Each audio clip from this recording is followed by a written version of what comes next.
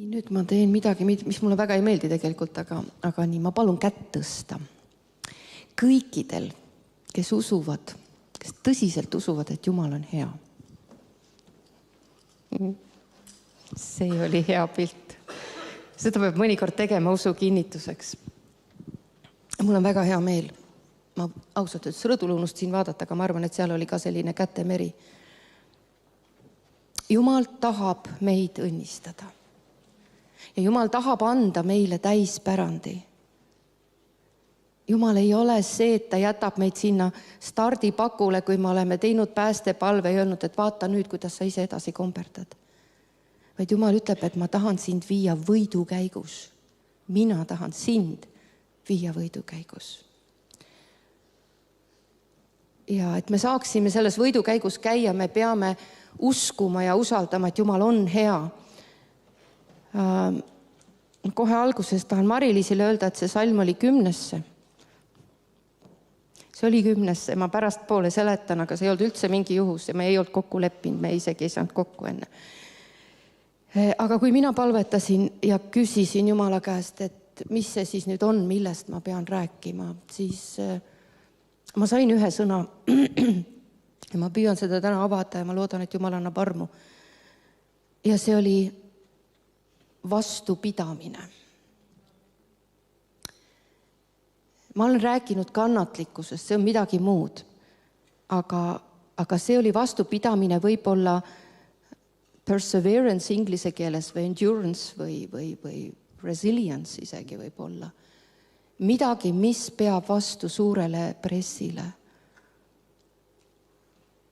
Me peame endal aeg-ajalt meelde tuletama seda, et see elu siin on ettevalmistus.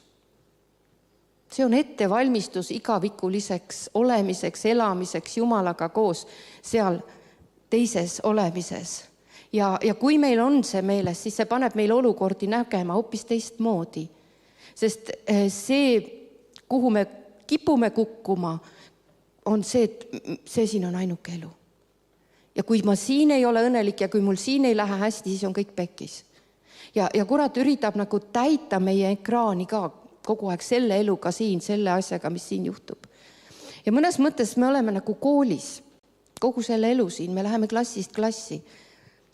Ja mul on tunne, võib-olla ainult Nõmme koguduse jaoks, aga ma usun, et võib-olla ka ikkagi laiemalt Jumala rahva jaoks, me tajume mingit aegade vaheldumist, me tajume, et üks aeg on lõppemas, mingi teine aeg on tulemas. Ja mul on tunne, et mõnes mõttes on tulemas see aeg, kus nüüd treenitakse mitte enam seda, et me oleme võitlusvõimelised või et me tõuseme püsti, vaid et me peame vastu.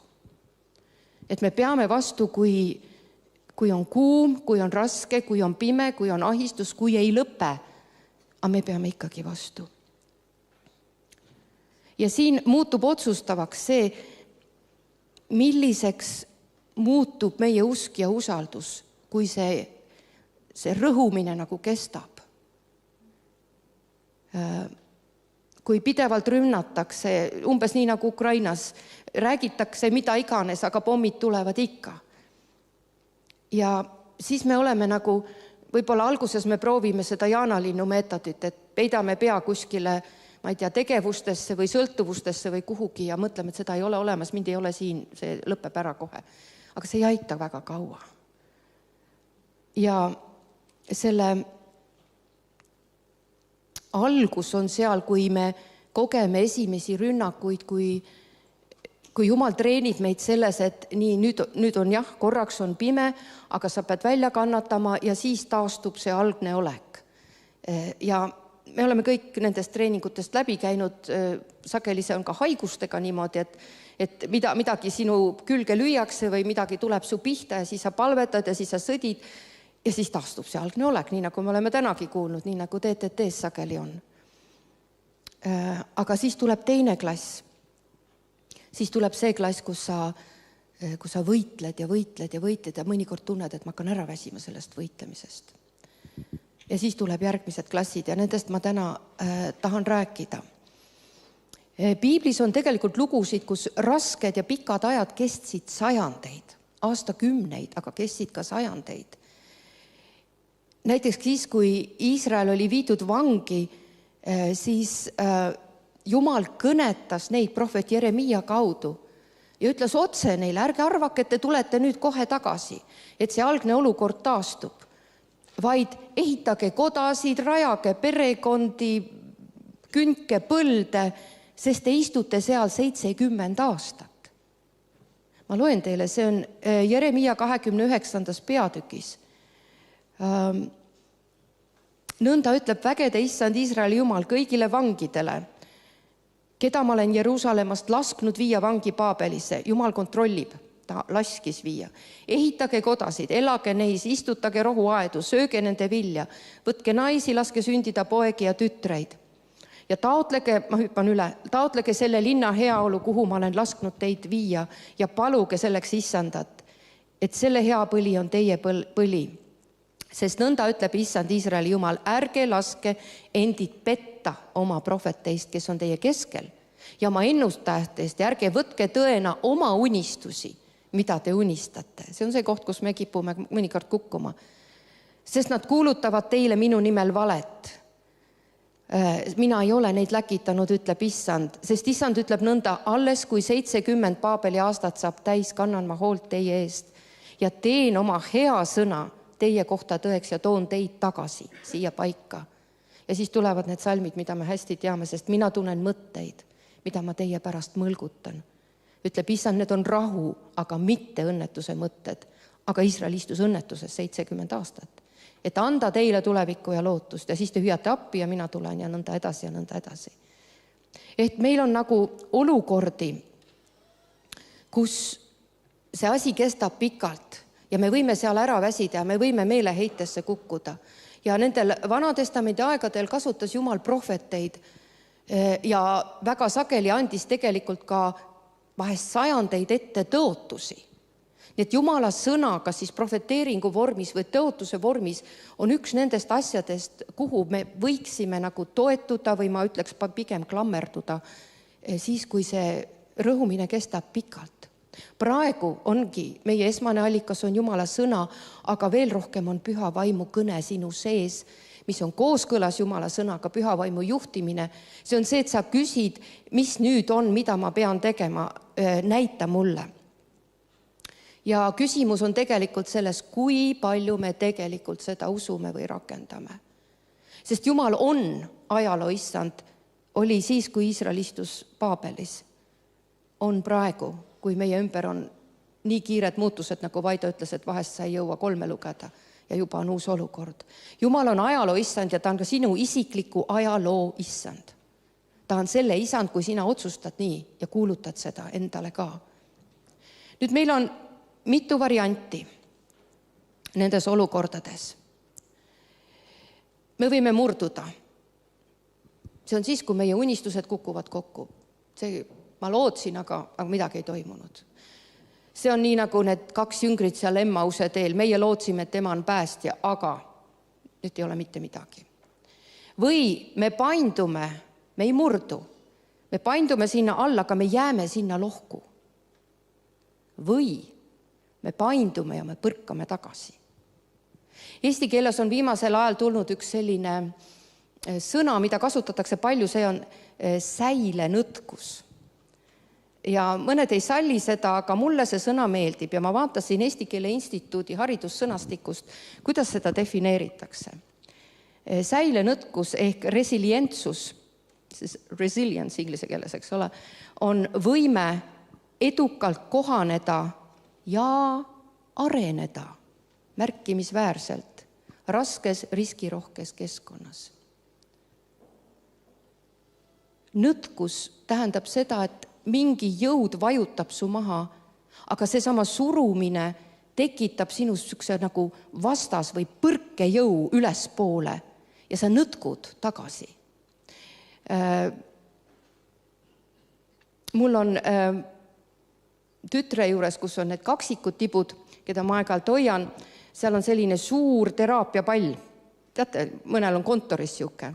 Ja kui sul on 2 kisavat kaksikut, siis kõige parem on võtta sülle, istuda selle palli peale ja nõtkuma hakata. Ja varsti see kisa jääb vait. Vot see pall tuli mulle meelde, kui ma mõtlesin selle selle jõu peale, mis surumisest tekib ka vastujõud tegelikult. Ja meie küsimus ei ole ju selles, kas katsumisi tuleb. See on nüüd üks asi, mille me peame nagu selgeks saama. Neid tuleb ja neid tuleb ohtralt viimasel aegadel. Ja see ei tohiks enam kedagi üllatada.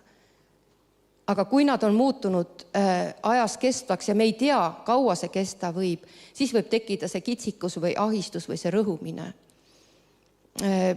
Meie see piibli leksikon ütleb kitsikuse kohta niimoodi, et igasugune rõhumine kujutab endast pidevat langemise kiusatust. Kuid tegelikult ahistus ja viletsus ei erista meid Kristuse armastusest. Mõelge Rooma kirja peale, mis võib meid lahutada, vaid see peab inimest pigem ühendama selle armastusega. Sest viletsustes pannakse meie usku proovile. Ahistus tuleb selleks, et ma ei loodaks enam enese peale, vaid Jumala peale. Sellest on Uus Testament täis. Igasugune ägamine. Me võime ägada iseenesest seal lohus ja öelda, nüüd on läbi, nüüd on kõik, nüüd ei tule midagi, aga tegelikult see tõukejõud võiks panna meid palvetama Jumala poole ja kasvatama küpsema kannatlikkuses, suuremas talumises.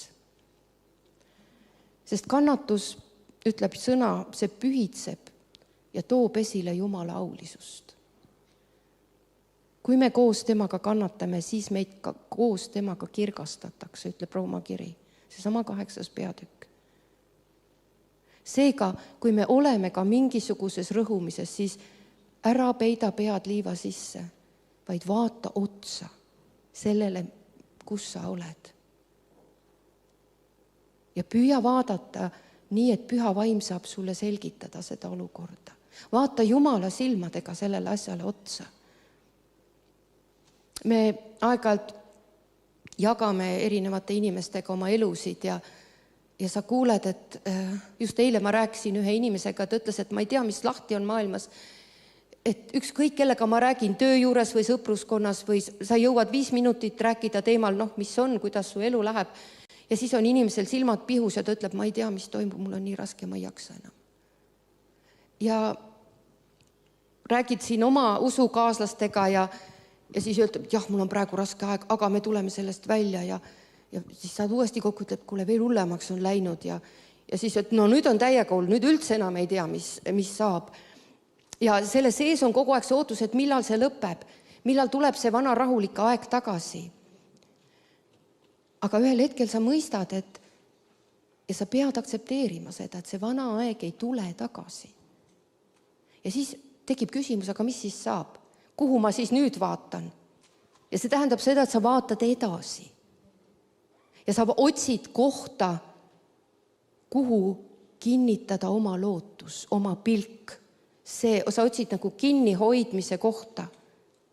Ja võib olla nii, et sa oled istunud kirikus nädalaid ja lugenud piiblit 100 tunde, aga sa ei ole ikka veel kindel, mille poole vaadata või millest kinni hoida. Sa teoreetiliselt tead. Sa tead rohkem, kui kuuled neid tuttavaid salme, nad lähevad niimoodi mööda sust. Aga kui on küsimus sellest, mida sa päriselt usud ja kui palju, kui tuleb ootamatu olukord, mis tõmbab sul vaiba jalge alt ära, siis on see küsimus, aga kas ma tegelikult ka usun seda, mida ma olen lugenud ja kuulnud ja laulnud ja kaasa ütelnud? Kas Jumal tegelikult ikka kontrollib olukorda? Kas ta üldse on usaldatav tegelikult? Ja tegelikult on usklike keskel inimesi, kes sellest tühjast kohast ei julge edasi vaadata. Sest see ehmatab ära, et appi, niisugune tühimik on selles teekonnal.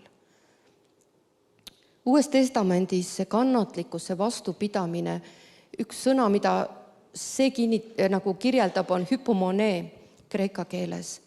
Ja see iseloomustab inimest, keda ei ole võimalik kõrvale paisata tema valitud eesmärgist või tema ustavusest Jumalale, usule või vagadusele, isegi kõige suuremates kannatustes ja katsumustest. See on see vastupidamine. Ja see on seotud lootusega. See on, hypomone on kvaliteet, mis ei alistu olukordadele ja ei haihtu katsumuste pressi all.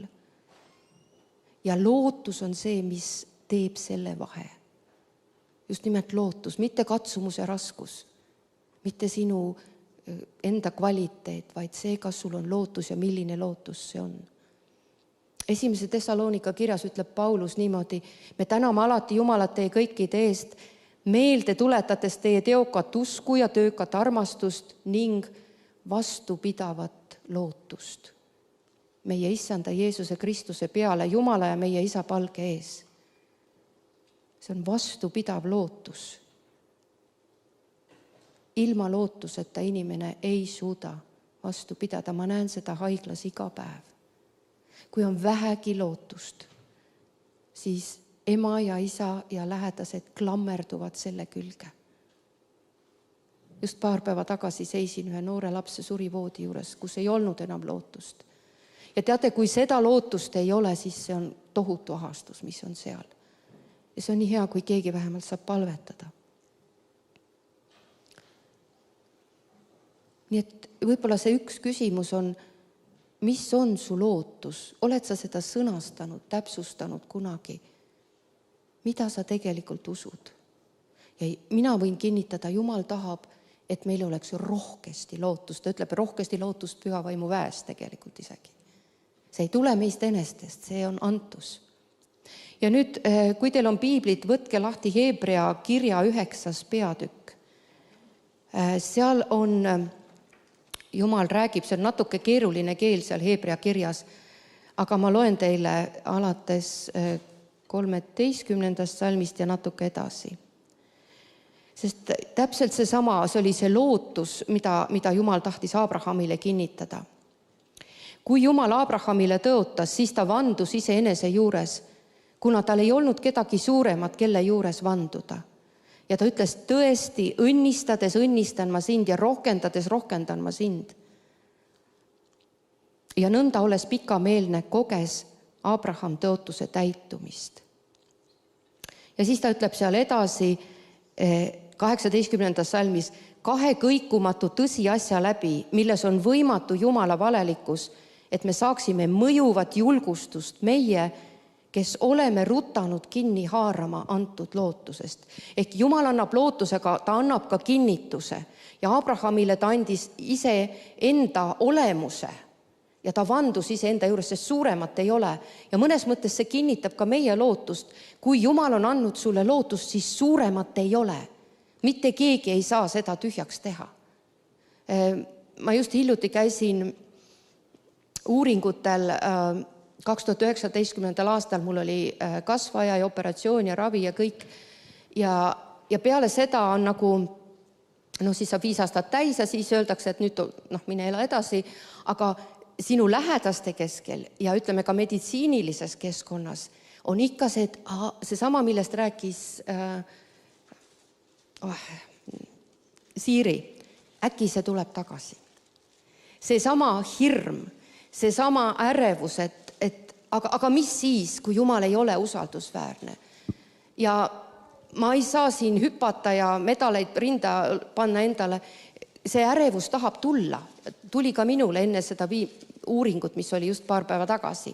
Ja siis, kui ma seal uuringu sees olin ja seal on teate sellised suured ekraanid ja siis sa kõike näed, mida sul arst ka näeb ja ma ei tahtnud algust sinna vaadata, sest ma mäletasin seda pilti, kui ma esimest korda kasvajat nägin. Ja see pilt oli sööbinud mu mällu, ma ei tahtnud enam ehmatada. Aga siis ma kuulen, et arst ütleb, ja siit on ilus ja vaata, kui ilus sealt on ja mine veel sinna ja siis ma tegin silmad lahti ja oligi ilus. Ja arst ütleb, teate, see on nii ilus, kõik on nii puhas. No siis ma olin sillas seal pikali. Ja mul ei olnud nagu häda mitte midagi. Aga see lootus, millega ma olin elanud kõik need aastad, see oli olnud kinnitatud Jumalasse ja Jumala sõnasse ja ma pidin sõdima aeg-ajalt, et sellest kinni hoida. Sest et seda kõigutati kõvasti. Nii et Jumal tahab, et me saaksime mõjuvat julgustust, kui me oleme kinni haaranud lootusest. Ja ta ütleb, et see on meile nagu hingeankur, 19. salmis, Hebrea 9, mis on meile nagu hingeankur kindel ja kinnitatud. Ja see ulatub vahevaiba taha sisimasse, kuhu Jeesus, meie eeljooksja, on läinud sisse meie heaks, saades Melkiseedeki korra järgi igavesti ülempreestriks. Meil on Jumala olemus ja meil on Jeesus. Abraham säilitas usu kannatlikkuses. See oli 25 aastat, kuni ta tõotuse kätte sai. Ja see julgustab meid ka. Julgustab meid tõotustele toetuma, mitte vaatama ümber ja haarama kinni oma lootuses sellest tõotusest. Ja tegelikult hingehoius ma näen inimesi, kes tulevad ja on õnnetud ja paluvad, et sa palvetaksid ja palvetaksid nad püsti ja tulevad uuesti. Ja kui ma küsin, et millest sa kinni hoiad, kas Jumal on andnud sulle sõna? Aga ma ei ole küsinudki. Või mul ei ole seda. Ja vahest meil ei ole, ma ei taha süüdistada mitte kedagi. Me ei taipa otsida seda, millest kinni hoida. Otsi omale sõna. Küsi Jumalalt, mis on see, millest ma praegu pean kinni hoidma. Ja kui sa ei leia seda, siis mine otsi inimene, kes sinuga palvetab, kes su püsti palvetab, aga palu ka koos temaga sõna. Ma olen nii mitmeid kordi pidanud ise minema, ütlema, et mul on vaja nüüd eest palvet. Ja ära vaata ümbrusele. Aga Jumal tahtis, ja seepärast, et ta on hea. Ta tahtis, et Abraham võiks olla kindel ja siis ta vandus. Ta vandus enda nimel ja selle tõotuse andis. Ja Jumala loomus on nüüd teine asi, mis on meile kinnituseks. Ma ei tea, mida sa usud Jumala kohta. Kelle häält sa oled kuulanud? Kas seda häält, mis ütleb, et Jumala standardid on nii kõrged ja nii pühad, et sa sinna ei jõua? Või oled sa kuulanud seda häält, mis ütleb, tulge minu juurde kõik, kes te olete vaevatud ja koormatud ja ma annan teile hingamise? Või mis ütleb, et kui te oma patud tunnistate, siis on tema ustav ja õige ja annab teile andeks? Vahest, kui sa küsid inimese käest, et ta räägib mingit väga suurt asja või pihitoolise, siis ma küsin, et kas sa tõesti arvad, et Jumal karistab sind selle eest? Jaa, see oli nii raske asi, mis ma tegin. Ja siis, kui ma küsin, kes kandis kogu karistuse? Ja lõpuks ma ajan inimese nurka, sest ainult Jeesus sai karistada. Mida me usume Jumala kohta? Milline ta on? Täna ütles Saal, ta on hea. Kas ta tegelikult tahab õnnistada? Isegi kui sa oled pikas rõhumises olnud. Kas ta tahab õnnistada? Ja kui sul on siin kahtlusi, siis mõtle Jeesusele, sest see on imeline, kuidas siin Hebra kirjas öeldakse, et ta läks vahevaiba taha. Ta läks Jumala troonisaali, sinna, millest me laulsime. Ja ta on seal Jumala paremal käel ja ta palvetab meie eest. Ja ta otse, kui sinna vahevaiba taha minnes, jättis nagu köie meile selle, millest me saame kinni hoida. Ja mille kaudu meie saame minna ka sinna. Nii et meie lootus võib olla nagu hingeankur, kindel ja kinnitatud. Ja me peame meeles pidama, et seda rääkis Hebra kirja autor kogudusele, mis oli keset tagakiusu, mis oli astunud juba tagakiusu. Ja siis ta ütleb niimoodi seal eespool, et me ihkame, et igaüks teid osutaks seda sama agarust kinni hoida. Lootuse kinnitamiseks kuni lõpuni, et ei jääks loiuks, vaid võtaksite eeskujuks neid, kes pärivad tõotused usu ja pika meele tõttu. Nüüd ma tahaks minna järgmisesse klassi siit. Sest mulle tundub, et Jumal tahab meid viia edasi ja ta tahab treenida meis veel ühte uut reaktsiooni. Mitte ainult põrgata tagasi lohust algseisu, vaid põrgata kõrgemale. Mulle tundub, et see on see vaimulik säilenõtkus, et me võime kohaneda, see on see sama tasand, aga et me võime ka areneda märkimisväärselt riskirohkes keskkonnas. Ja see tähendab seda, et kui sa nüüd jälgid oma reaktsioon, et sa hakkad inimlikus mõttes mitte adekvaatselt reageerima olukordadele oma elus. Mul on hästi hea näide sellest mitteadekvaatsest reageerimisest. Vaido tütar oli haiglas meil ja meil olid toredad jututunnid seal, kui ma sain tema palatisse. Pisike Ester oli seal ja siis enne, kui ma olen siis arstide toas või siis ma kuulen mingi tulemustest ja nüüd on see asi ja siis on see teine asi ja siis ma lähen ja mõtlen, ei tea, kuidas nüüd ta sellega hakkama saab ja siis ta vaatab mulle otsa, ütleb, jah, ta ütles küll, et on see asi. No tähendab, järgmine väljakutse, mille me saame tühistada. Ja see on ebaadekvaatne käitumine. Haiglas ma ütleks sellepärast, et tavaliselt on see, et oi õudust, nüüd ma guugeldan, mis see kõik tähendab ja ühesõnaga nüüd ma sukeldun sellesse hädasse. Ja sealt tuli täiesti teistsugune vastus.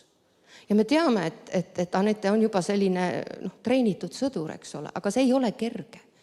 Vast sünnitanud emale, see ei ole kerge. Ja ma ei usu, et see ka on kergelt tulnud, aga see oli täiesti, see oli tunnistus sellest. Ja tähendab, et sa põrkad kõrgemale. Nüüd psalmist annab meile ka eeskuju, kuidas me seda saame teha. Kui teil on piiblid veel, võtke psalm 96. See on üks psalm, mis on täis häda. Aga siin on need elemendid olemas ja me ei loe kõike. Aga ma siit loen mõned salmid. Algusest ta ütleb niimoodi, päästa mind Jumal, sest veed tõusevad mu hinge hukutama. Ma olen vajunud sügavusse, põhjatusse mutta. Mul ei ole jalge alust. Ma olen sattunud vee sügavusse ja voolas vesi uputab mu. Ma olen väsinud hüüdmast, mu kurk on kähe. Mu silmad on väsinud oodates Jumalat. Ma olen nutnud ja mu hing on paastunud, kuid see on saanud mulle teotuseks. Ma riietusin kotiriidesse, kuid ma sain pilke sõnaks. Värava suus istujad lobisevad minust ja pillil laulavad minust õllejoojad. Aga mina palvetan sinu poole, issand, sulle meelepärasel ajal, Jumal. Kisu mind välja porist, et ma sisse ei vajuks, et ma pääseksin oma vihkajate eest ja vete sügavusest. Pärast loeme edasi, lähme tagasi algusesse. Esimene asi on see, et sa saad Jumala ette välja valada oma hinge. Ja Jumala ette tulebki see välja valada. Keegi on öelnud niimoodi, et sul võib olla tunne, et Jumal on ära läinud ja su maha jätnud. See ei tähenda, et ta on seda teinud, aga sa võid talle öelda, et Jumal, ma tean, et sa oled hea, ma tean, et sa oled andnud tõotused, ma tean, et sa tahad mind viia võidusse, aga praegu ma tunnen, nagu sa oleksid mu täiesti maha jätnud, tule aita mind. Ja seda teeb psalmist siin. Ta ütleb, ma olen vajunud sügavusse, vesi uputab, ma olen väsinud hüüdmast, kurk on kähe. Edasi ta ütleb, ma olen vilets ja täis valu 30. salmis. Ja siis ta ütleb, mis ta teeb. Ma ootan oma Jumalat 4. salmis. Siis ta ütleb, mida ta on teinud. Ta on nutnud, ta on paastunud, ta on meeleparandust teinud, kotiriidesse riietanud, salmid 11-12. Ja ta ütleb, mida ta jätkuvalt teeb. Ma palvetan sinu poole sulle meelepärasel ajal. Ja siis ta ütleb, mida ta ootab. Kisu mind välja porist. Ära lase mind uputada. Vasta mulle.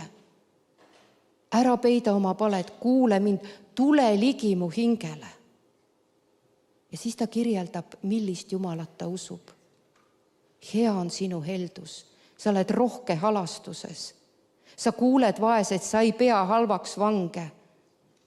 Sa tahad päästa, sa tahad uuesti ehitada. Vaadake seda selle pilguga. Ja te saate selle nagu tegevusmustri sellest laulust kätte. Ja me teame, et Jumal päästis. Nüüd kokkuvõtteks ma võib-olla ütleks seda, et meil on nagu 3 klassi või 3 tasandit, mida ma olen täna püüdnud kirjeldada. Esimene on see, et sa jääd lohku ja ütled, et ma ei saa läbi, liiga vilets. Ma ei usu, et Jumal tahab mind aidata. Mis see abi siin on? Otsi tõde. Viska välja valed, mida sa oled uskunud nii tundetasandil kui teoloogilisel tasandil. Võta vastu Jumala sõna, sest tõde teeb vabaks. Leia see tõotus, millest kinni haarata ja tee see sisemine otsus. Vot sellest ma hoian kinni, ma usun seda. Tundlemise asemel on see palju parem tegevus. Ja vaata edasi, ära vaata enam tagasi. Ma tahaks, et oleks see, nagu enne oli. Palu püha vaimu jõudu ja väge, palu ilmutust ja sõna avanemist ja tule osadusse. Lohku jäänud inimesed kipuvad jääma üksinda. Teine klass on see, et me põrkame tagasi algtasandile. Ja see tähendab seda, et ma saan aru, et tegu on rünnakuga. eile oli see, et Joelil hakkas palavik tõusma ja igasugust jama juhtus ja ma olin just saatnud arstile kirju, et nüüd on kõik hästi, aga mingid küsimused on ja ma vaatan seda pilti ja mõtlen, see ei arvutu, see on rünnak. Aga ma näen, et ta on läbi ja tal on raske. Ja siis me palvetasime ja siis ma saatsin palvesoove lastele ja õhtuks oli see palavik kadunud. Aga mul oli see äratundmine, et see on rünnak. Ja siis rünnak võib tulla sealt ja rünnak võib tulla sealt. Ja mõnikord võib tunduda, et ma ei jaksa enam sõdida. Ma olen väsinud ja ma vajan hingamist. Me ei ole loodud kogu aeg sõdima, kogu aeg olema lahinguvalmiduses.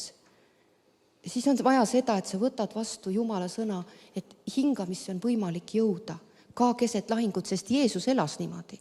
Ta elas siin maa peal ja ta sai kogu aeg pihta, ühelt ja teiselt ja igate pidi. Aga ta sisemine elu oli taevas. See oli Jumalas. Ja ta sai hingata, ta magas tormis ka, kui teised arvasid, et nüüd on surm, eks ole. Kui sa oled seal teises klassis, siis mine sügavamale osadusse, otsi seda hingamist ja kontrolli oma, mis kvaliteediga su isiklik aeg on. Ja õpi hingama püha vaimu sees, väel, toetusel. Kinnita oma lootus uuesti, kontrolli, kas see on õigesse kohta kinnitatud ja jälle palu palveabi. Aga nüüd see 3. tasand, kus sa põrkad kõrgemale. Siin juhtuvad nüüd need ebaadekvaatsed asjad. Sa ei reageeri enam kurjuse triggeritele, vaid sa näed asju taevases vaates. Sa ei pea üldse kõigest aru saama, sest sa liigud usalduses. Sa ei kuku paanikasse, vaid sa leiad rahu ja sa säilitad toimimisvõime. Ja neid kõiki tuleb harjutada. Sa ei muretse enda pärast, vaid sa näed rohkem teiste vajadusi. Bill Johnson on öelnud, et kui sa tahad rahu, mis on üle mõistmise, siis sa pead ära andma nõudmise kõiki asju mõista. Sul peab olema igatsus rohkem Jumalat tunda ja saada, mitte nii palju lahendusi, vaid Jumalat ennast. Paulus ütleb ka, et teate, ma tahaks ära minna, ma tahaks taevas olla, see on nii hea. Meil ei käi inimesed ringi praegu niimoodi, eks. Aga sul on see pidev vajadus olla täis püha vaimu juhtida, olla tema juhtimises. See on see 2 dimensiooni esa. Ja sa oled 3. klassis, 3. tasandil oled sa hingamise paigas. Jah, sa sõdid, jah, su elus juhtub, aga sa oled hingamises ja sa oskad sinna kiirelt tagasi minna. Seal on tingimusteta sõnakuulelikkus, seal on pidev tänulikkus ja usaldus. See on see Mariliste salm, et ma tahan olla Jumala kojas. Ma tahan seal olla kogu aeg, ma tahan vaadata Jumalat, ma tahan vaadelda, kes ta on, sest sellest auhiilgusest tuleb minu jõud. Ja sa isegi lepid müsteeriumiga, kui sa oled murtud, kui sa oled katki, sest sa tead, et Jumal ütleb, et tule minu juurde, kui sa oled murtud. Ta armastab neid, kes on katkised. Ta ei rõhu maha seda, kes on haavatud ja sa lepid sellega, kui sa aru ei saa, sest sul ei ole vaja aru saada. On asju, mida Jumal saab ilmutada meile ainult kannatuses, aga on asju, mida ta mitte kunagi ei ilmuta. Ja see on sama oluline kui see, et ta ilmutab meile asju. Meil on mõlemat vaja.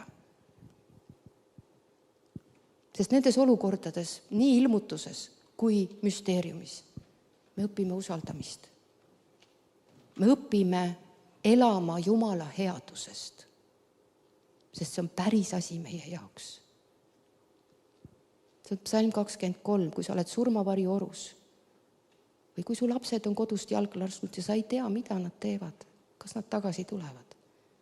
Või sul on suhted nii sassis, et kedagi ei ole, aga sa ei ole paanikas. Psalmist ütleb, et sinu kepp ja sinu saun, need trööstivad mind. Jumala annid on need, mis trööstivad mind. Sa oled keset vaenlasi, aga Jumal katab sulle laua ja sa suudad minna selle laua taha ja süüa.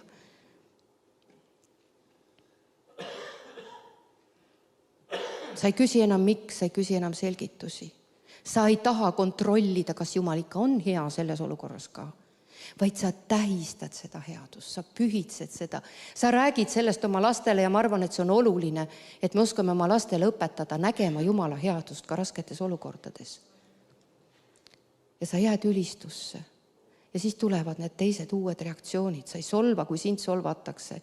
Sa ei sõima, kui sind sõimatakse, kui sind reedetakse, siis sa õnnistad. Kui sind haavatakse, siis sa annad andeks, sest sa näed suuremaid pilte ja need asjad toovad need murdumised Jumala auhiilgusesse. Need toovad läbi murded. Vahet ei ole, milline see tulemus on. Need nagu avavad taeva ja mitte ainult meie jaoks. Hiob oli see, kes põrkas kõrgemale. Ta õnnistas oma sõpru ja ta palvetas nende eest. Joosep oli see, kes põrkas kõrgemale. Ta andis andeks oma vendadele. Jeesus põrkas nii kõrgele, et see on meile hoomamatu. Ta ütles ristile lööduna, anna neile andeks, kes ta just olid risti löönud. Paulus, Peetrus, apostlid lasid endaga teha mida iganes ja läksid ja õnnistasid ja kuulutasid edasi. Need olid ebaadekvaatsed reaktsioonid. Nad olid õppinud haldama ja see on see õppetund, õpi haldama oma elu pettumusi. Siis Jumal saab lisada su õnnistusi, sest ta tahab lisada õnnistusi. Aga kui me ei halda oma pettumusi, siis ta ei saa anda meile rohkem õnnistusi, sest me ei halda neid ka siis. Ja seal on see õppetund. Hiljuti ma siin koguduses rääkisin mõne inimesega ja ma nägin neid ebaadekvaatseid reaktsioone. Ja teate, see oli uskumatu. Minu reaktsioon oli teine ja ma olin roheline kadedusest. Ma mõtlesin, miks mina ei suuda praegu niimoodi reageerida. Miks minu mõte läks teise kohta ja ma ütlesin, et Jumal, ma tahan ka niimoodi reageerida. Ma tahan olla pingesituatsioonis see, kes põrkab üles ja näeb taevase fookusega. Praegu on kooli lõpuaeg. Kõik teevad eksameid. Ma ei tea, kas sa pead tegema Jumalariigis eksameid, aga Jumal tahab sind õnnistada ja Jumal on hea. Ja ma väga-väga igatsen, et me võiksime siin koguduses veel rohkem tähistada tema headust, tema armastust ja põrgata kõrgele. Amen.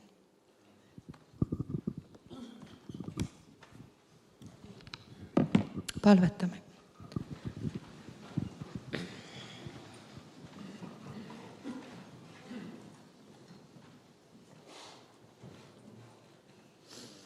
Jeesus, me praegu anname ära, mina annan ära ja ma palun, et mu kaaslased võiksid ära anda oma hirmu, oma kontrollivajaduse, oma kahtlused, ka oma väsimuse ja valu.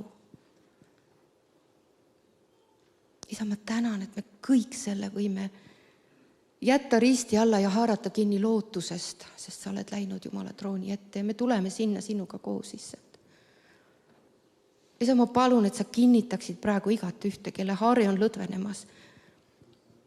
Ja Isa, ma kuulutan seda sõna nende inimeste üle. Sina hoiad meist kinni, kui meie ei jaksa hoida. Sina viid meid võidukäigus, kui meie oleme maha kukkumas.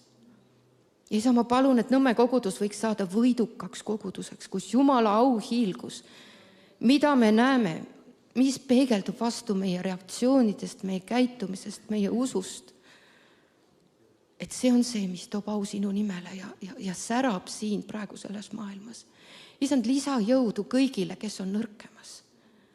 Isand, sina tead, kui palju meid on kedagi rõhutud ja kus tundub, et see tunnel ei lõppe iialgi. Aga Jumal, sinu abiga me tõstame pilgu üles, me haarame kinni lootusest. Ja me täname sind, Isand, et sa oled juba võitnud. Isand, õnnista igat ühte Jeesuse nimel. Amen.